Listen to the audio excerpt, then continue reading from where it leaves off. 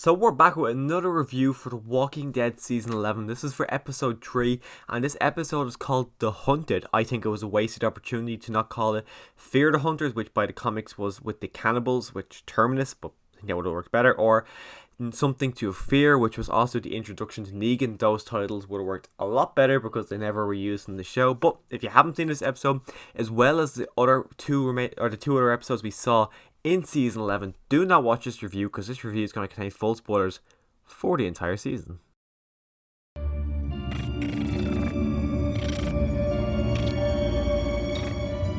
So the episode picks off right where episode 2 left off, and it is easy to say this is probably one of the most brutal scenes in the entirety of The Walking Dead. Last week we got to see the character of Roy get an arrow to the eye, and then we got to see Cole get, I'm pretty sure it was a throwing knife to the leg, which also ended up chopping his arm off, and Cole then he died pretty quickly. We see him get his throat slit, like dying. You see, I can't remember the guy's name. Is it Eli? I think the guy with the metal mask. He gets choked. You see him get a rope and they pull him away. We don't know if he's dead. We see a lot of characters get stabbed. Negan gets stabbed in the leg. Gabriel gets the side of his neck slit.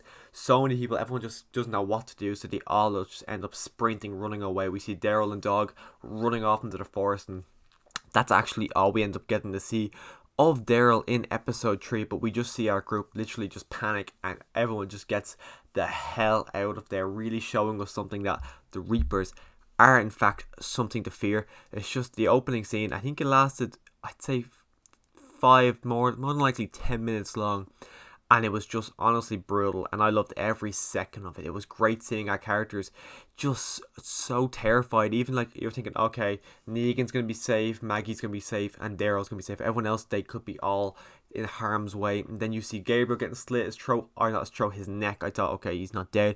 But when we saw Negan get stabbed in the leg and he screamed, I was like, oh shit, Negan got hurt here. But he quickly just took the knife out, and he seemed to be okay for the majority of the episode. But this is the first time we're actually picking up with our Alexandria group since the start of episode 1, when we first saw our kind of Reapers group, for lack of a better name for them.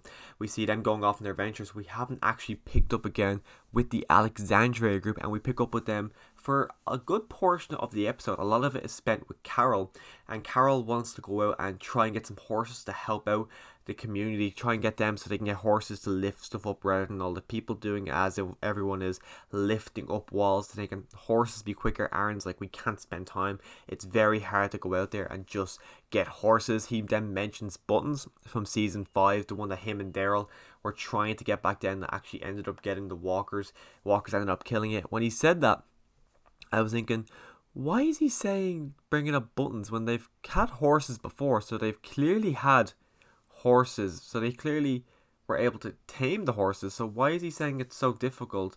Of course, Buttons is one occasion, but they had loads of horses, so clearly they are able to do it. So I don't know why Aaron was so reluctant on them going out and getting the horses. But anyways, Carol goes out. She brings Kelly, she brings Magma, and she brings Rosita. Well, she doesn't bring Rosita, she runs into Rosita, and then they all go out trying to get the horses, and that's all their real story is. You see them go get horses, their horses run away, they go get the horses again, they end up getting the horses in the end. But the storyline for them, I wouldn't say it's boring. It was good to see Rosita really again, because we haven't really seen Rosita. But you see Carol, and Carol is just, she's so sad. She's damaged. Like, she pretty much is a damaged person right now. You can tell she doesn't know what to be doing with her life, and she's just beyond, you tell by her she's extremely depressed. But they do end up getting 4 horses, and then Carol ends up killing one of the horses just so everyone can eat. Like, it makes sense why she's doing it, but it is just a brutal scene to watch, because as she's there, the horse is on the ground, she's petting its head, and then she slits the horse's throat. And it's such a sad scene and such a hard scene to actually watch, which is honestly something I wasn't expecting going into the episode. I wasn't expecting to go in and see Carol slitting a horse's throat. But we do actually get to pick up with the group of kids. We see Judith, we see RJ, Gracie, and Herschel Jr. We watch them, they're playing cards. and they're all talking about, oh, our parents always tell us, don't worry, we'll be back just to make us calm down, but in fact we think they're only doing it for their sake. So it's just kind of cool to pick up with the kids. I think this is our first scene with Herschel Jr. and Julia. I actually can't remember any other scene we've seen with them together, so I'm pretty sure this is the first scene. I really like Herschel Jr. He's got a kind of charm, very Glenn-esque character. He's kind of got the same kind of confident, but also you can tell he's very insecure as well in some elements, but he is very, very like Glenn. You can tell he's definitely Glenn's son. He reminds me a lot more of Glenn than he does Maggie. He's just, maybe Maggie went before, but Maggie now, you would never think that that's his mother, because she's very dark. You can tell by him, he's been through a lot as well, saying, you just eat whatever you can. So he's eating horse, and he goes, just don't even think about it. So you can tell he's been through a lot, but he's very much more Glenn's son than Maggie's son. That's just one thing I was able to pick up throughout the episode. But then we go back to our group that is being chased by the Reapers. We actually don't see anything of the Commonwealth in this episode, but our group, we mostly focus on Maggie, Alden and Negan. Maggie's going through this place by herself. She's being hunted by the Reapers, which I thought Fear the Hunters would have been a much better name for this episode. But she's going through, you see Maggie and Alden, they reunite, and then Alden gets his stomach slit, not slit open, but he gets, I think, it looks like, I can't remember what it's called, but it's what the Grim Reaper has. He gets 3 of them in the stomach, so Alden's really damaged. There's a Reaper on top of her getting ready to kill her, and then Negan comes out. Negan, of all people, comes out and saves Maggie's life. Maggie has almost died twice so far. At the point we're at now talking about this episode, she's died almost twice this season. First time Negan left her, this time Negan actually saves her, so I was quite surprised that Negan does in fact actually save her. But it does kill, they do end up killing the 2 Reapers. They do leave, they come across, I can't remember her name, there's a woman, curly hair, it begins with A, is it Amelia? Agatha, the name is Agatha. We do come across her, and we come across the big guy. I think his name was Teddy. Teddy in fact dies. Maggie has to put him down, which is quite sad. Maggie's whole group is dead at this point, beside Eli. I can't remember the guy's name, the guy with the metal mask, and this woman. But this woman does end up getting bit and killed, and Maggie almost dies in this situation because she's not letting go of Maggie's hand. But Negan comes in and saves her, so that's another situation in this episode alone that Negan has now saved Maggie twice in this episode. You can see and understand why Maggie still doesn't trust Negan, but at this point he saved her twice and he didn't have to save her. He knows that it works out in his interest if he doesn't save her, so it's kind of amazing that he has gone to save her twice. So I wonder what's going to happen moving forward with Maggie and Negan's relationship. It's not going to be great, it's not going to be best friends, but he's gone out of his way to save her twice now. So how is he going to react to that? Or how is she going to react to that? How is that going to react to everyone when they go back to Alexandria? What's she going to say to everyone to kind of help improve their relationship? Because he's literally saved her twice now, and he did not have to save her either of those times. So I really wonder what Maggie's going to do to help Negan. I don't think she's going to do anything to help him, but I don't think she's going to do anything to prevent him from kind of being able to live in Alexandria now, especially because Negan, Alden and Maggie go out on a journey. They stop in a church and they end up leaving Alden there because they know Alden's going to slow them down. Even Alden admits, I'm going to slow you guys down. Don't bring me. It's just going to slow you guys down. I'm going to stay here. You guys can always come back to me. So Maggie and Negan are out on the road by themselves now. So Negan's going to save Maggie a good bit, but I wonder if it comes down to it, is Maggie going to save Negan? I feel like if it comes down to it, she will save Negan. Not because it's, oh yeah, I gotta save Negan's life. It's more, I gotta save Negan so he can be there to help me if I need him. I don't think it's going to be saving him to save Negan. But Alden, I'm leaning more towards when they go back to bring Alden back to Alexandria. I'm leaning more towards he's going to be a walker. And I just think he's just going to die. I don't think the Reapers are going to find him and kill him. I just think Alden is just going to die.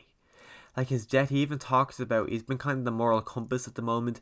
He talks to Maggie as if like reminiscing on why he joined Maggie and left the Saviors, just talking about their past and everything. So really kind of leaning towards the idea that Alden is going to die. I know he was kind of, the actor was brought up as a series regular this season, where in prior seasons he was just just there, but now he's a series regular. I think his name was actually on the title cards so far this season, so I think he is going to die.